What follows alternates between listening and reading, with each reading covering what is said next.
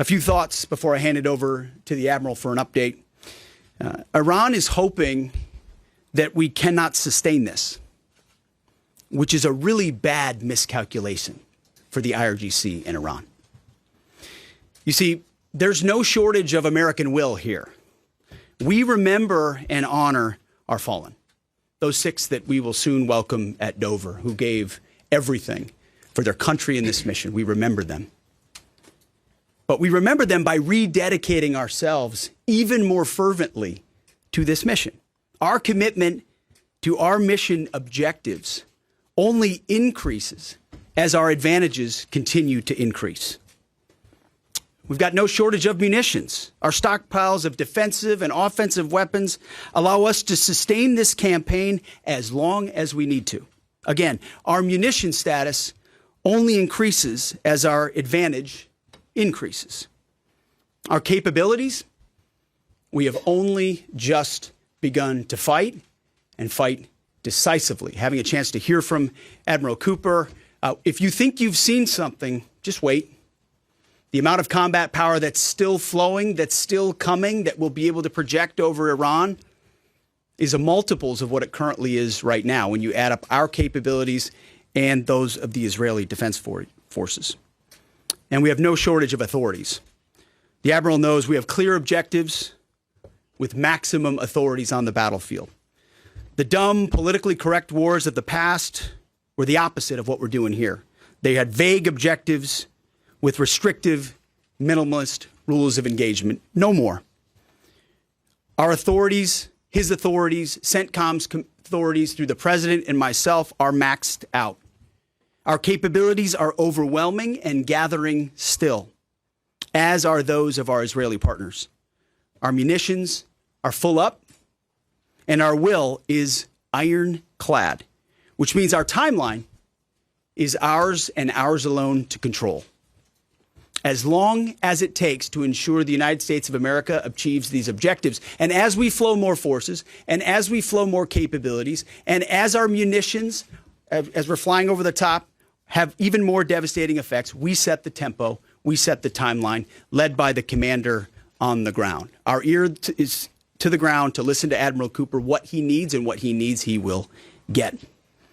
We are built for this fight, and we are in it to win it. And we have the right commander in the lead. So I'll now hand it over to Admiral Brad Cooper to give you an update right here from CENTCOM. Admiral.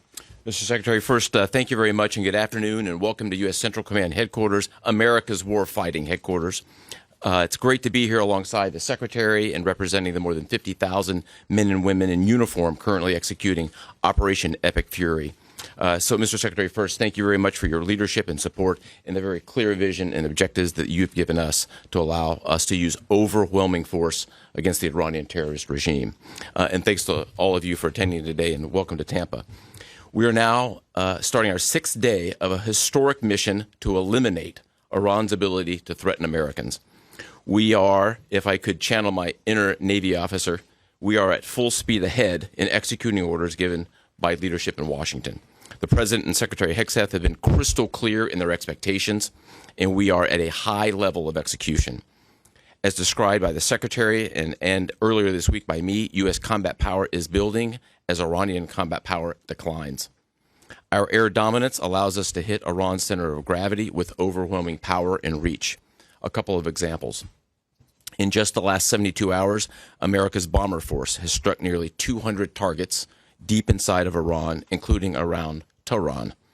And in just the last hour, U.S. B-2 bombers dropped dozens of 2,000-pound penetrator bombs targeting deeply buried ballistic missile launchers. Notably, we've also struck Iran's equivalent of Space Command, which degrades their ability to threaten Americans. Then, if I just look back over the last 24 hours of the operation compared to where we were at its start, ballistic missile attacks have decreased by 90% since day one. Drone attacks have decreased by 83% since day one. Having said this, we remain vigilant. Our strikes against the Iranian Navy have intensified. You may have heard the President say just a little while ago that we have sunk or destroyed 24 ships. That was true at the moment. We're now up over 30 ships. And in just the last few hours, we hit an Iranian drone carrier ship, roughly the size of a World War II aircraft carrier, and as we speak, it's on fire. The president gave us another task: to raise or level Iran's ballistic missile industrial base. So we're not just hitting what they have, we're destroying their ability to rebuild. And so as we transition to the next phase of this operation, we will systemically dismantle Iran's missile production capability for the future, and that's absolutely in progress.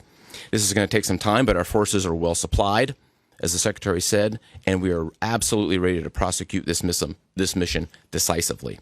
Our combined joint forces have relentlessly destroyed Iran's air defenses over the past few days, and they've continued hunting for more systems to kill. Our air defenders are operating at the very top of their game. I couldn't be prouder, shoulder to shoulder with our partners in the region, in many cases, providing the most integrated air defense network in Middle East history. We are fighting to win. Through combined U.S. and Israeli combat power, we will continue decimating Iran's ability to project power outside its borders.